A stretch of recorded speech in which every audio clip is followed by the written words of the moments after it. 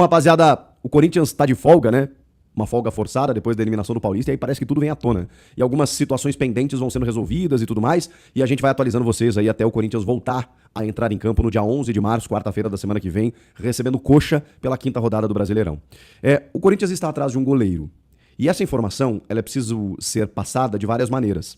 Primeiro, porque é necessário um goleiro experiente, de bom nível, para substituir, né, o Hugo Souza, na medida em que tem convocações, e às vezes a convocação ela é na data FIFA em que o clube não joga, e às vezes o calendário brasileiro não permite isso, né? O cara tem que voltar no dia do jogo, que tá marcado, mas ele jogou ontem, mas aí ele tá voltando da China, não chega a tempo, então você precisa ter um goleiro substituto à altura, o que é muito difícil, ou pelo menos próximo disso. O Felipe Longo vem recebendo oportunidades, é um menino da base, o Matheus Donelli, né, também acabou sendo repassado nesse momento para poder jogar.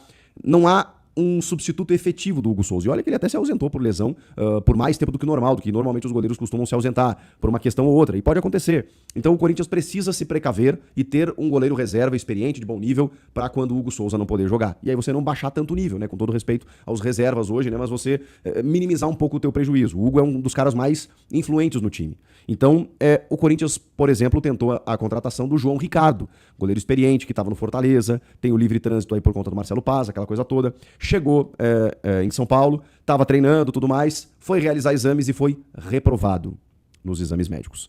Ele já estava parado há algum tempo, a gente não sabe exatamente qual o motivo dessa reprovação, mas enfim, o departamento médico do Corinthians fez aquela recomendação de não contratar. E aí o Corinthians não contratou. Ele voltou para o Fortaleza e não vai ser o goleiro reserva do Corinthians. Eu achava uma boa solução. O João Ricardo, goleiro já com 37 anos, experiente, que quando entrasse ia dar conta do recado, mas não foi o caso. Com isso, o Corinthians se voltou para o mercado e abriu conversas para tentar a contratação do goleiro Neto. O Neto tem 36 anos, está no Botafogo desde agosto do ano passado, tem contrato até junho do ano que vem, de 2027, mas simplesmente não vem jogando com o Martim Anselmi, o Léo Link, que está jogando por lá, que é da base do Atlético Paranaense, assim como o Neto. O Atlético revela bons goleiros, né? Santos, o Everton. Na verdade, não necessariamente revelados pelo Atlético, mas onde eles surgem, né? Vamos colocar dessa maneira. E o Neto, cara, a carreira dele é bizarra, né? Se você pensar, um goleiro que passou por Arsenal, Barcelona, Valência, que mais? Bournemouth. Cara, é impressionante. É impressionante. A carreira, Juventus, a carreira do Neto é espetacular. Só que quando ele volta e assume o gol do Botafogo, ele comete algumas falhas, não sei se por adaptação, nem sempre ele foi titular nesses times europeus, né? Então, assim, o goleiro precisa de sequência. Sabidamente é um bom goleiro, tem um grande know-how, mas ele realmente não conseguiu performar no Botafogo. E eu acho que trata-se, assim, de uma boa aposta, né? Porque aí você vai num goleiro de nome, num time que não tá usando o cara, e oferece pra ele uma possibilidade dele jogar de vez em quando, ou de até mesmo, quem sabe, assumir a camisa 1. Calma, Chico, o que você tá falando e tal? Bom, é que o Hugo Souza não esconde de ninguém o desejo de retornar pra Europa. Se ele for pra Copa do Mundo, seria uma coisa muito bacana pra ele, pro Corinthians, né, de ter um jogador por lá, mas a valorização dele seria muito grande. E talvez o Corinthians se beneficiasse com isso. Por que eu digo talvez? Porque o Corinthians só detém 60% do Hugo Souza. Então, dependendo da proposta, é mais interessante você ter o Hugo por aqui, que já é um ídolo da torcida, um cara muito querido, um cara super identificado, um cara responsável por vitórias, por títulos, um pegador de pênaltis exímio, um goleiro que o torcedor hoje olha pro gol e se tranquiliza ao saber que o Hugo Souza tá lá. E não é fácil você construir ciclos longevos, né? Então, é muito simples eu dizer aqui, né? Pô, mas o Hugo ele poderia ficar e jogar 1000 jogos aqui no Corinthians e se tornar um ídolo máximo, o maior goleiro da história. Tem aspiração profissional do cara querer jogar na Europa. Ele já esteve lá com o Chaves de Portugal, mas um clube muito pequeno, foi rebaixado, inclusive. Então é diferente. Se ele vai para uma outra prateleira depois de uma Copa do Mundo, bom, aí fica muito difícil segurar. E aí talvez o Corinthians esteja fazendo esse movimento por um goleiro para tentar se precaver. Porque da última vez foi o que aconteceu, né? Ele perdeu o Cássio e o Carlos Miguel. E aí inventou o Hugo Souza naquele momento, né? O Fabinho Soldado tirou esse coelho da cartola, mas não é sempre que isso vai acontecer. Então, se você perde hoje o Hugo Souza, independentemente da maneira, se por lesão, por suspensão, por convocação, por contratação, sei lá, você precisa ter alguém, né? E o Neto me parece uma boa saída. Mas por enquanto são apenas conversas, né? Ele tem contrato. Então, será que o Botafogo vai liberar? Vai pegar um Pedro Raul, por exemplo, algum jogador do Corinthians em troca? O Alex Santana, que tá lá encostado? Não sei. Vamos ter que aguardar. Ele só tem 9 jogos, cara, com o Botafogo. Chegou em agosto do ano passado o goleiro Neto. Falando de negociações, a janela fechou, a janela grande, né? Mas a janelinha tá aberta para jogadores que disputaram o estadual. Inclusive o Botafogo se enquadraria nisso, né? Daria para registrar até o dia 27 de março o goleiro Neto. O zagueiro Dantas, lembram que eu falei aqui no vídeo anterior, que foi procurado, né? Junto ao Novo Horizontino e tudo mais, mas os caras ofereceram, né? Ou melhor, sugeriram o valor de 2 milhões de dólares. E aí o Corinthians já se retirou do negócio, recuou e não deve contratar o zagueiro destaque aí do Novo Horizontino nos últimos anos. Ele tem só 21 anos e até um valor de mercado, mas a questão é que não condiz com a realidade do clube, né? O José Martínez se despediu, não sei se vocês viram na sua rede social, finalmente, né, depois de muito tempo. Ele foi lá e disse que agradeceu, né? Qual foi a frase que ele usou? Ele usou uma frase do tipo, sempre dei o meu melhor, enfim, fiz tudo pelo Corinthians. E aí eu vi muito torcedor chateado, dizendo que o Corinthians tinha que perdoar e tal. E vamos lá, cara, o Martínez realmente foi importante em alguns momentos. É um cara de muita disposição, né, muita saúde, um cara que corria o campo inteiro, fez um ou outro gol, ajudou muito naquela final contra o Vasco, na Copa do Brasil. Volante mordedor, pegador, que corre pra lá e pra cá, de vez em quando chega na frente. Mas assim, a questão campo, ela não pode se sobrepor a tudo.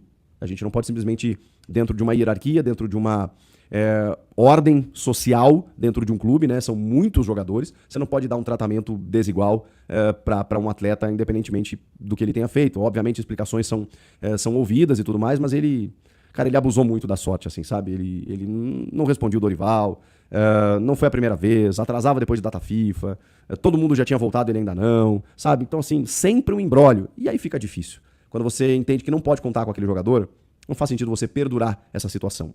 Então, eu entendo, assim, o torcedor mais passional que pensa, poxa, a vida podia estar ajudando, é melhor que o Charles, é melhor que não sei quem. Isso é outra análise. Análise de um gestor, naquele momento, tem que ser banir o cara que pode te prejudicar em algum momento, que não adianta, né? Aí você vai contar com o Martínez, depois de uma data FIFA num jogo importante, ele não vai aparecer. Não faz muito sentido pra mim. Então, a questão disciplinar, ela precisa estar acima, sim.